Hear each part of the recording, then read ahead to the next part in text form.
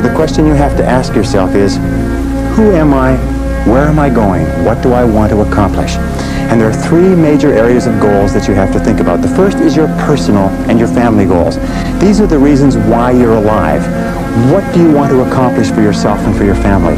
Write them down. Define them clearly. The second set of goals that you have to ask is your business, your career, your financial, your material goals.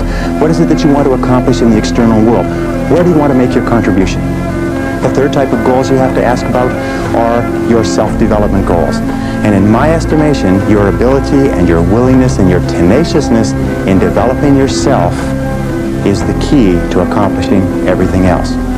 So here's three questions that you can ask. The first question is, what would you do? What would you set as a goal for yourself? What would you want to be or have if you just won $1 million in the lottery? What would you do if you just won $1 million? If you had all the time and money, you're completely free to decide to do anything you wanted. If you won $1 million, what would you do differently? Think about that. Hold that in your mind.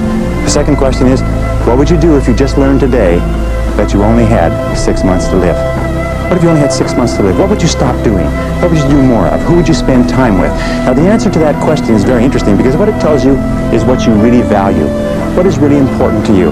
And what we have found is that self-esteem, satisfaction, happiness in life comes from getting your goals and your activities congruent with your values, with your priorities, with what you consider to be really important.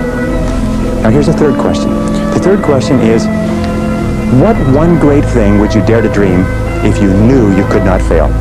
If you knew beyond the shadow of a doubt that you could not fail, what one thing would you set as a goal for yourself?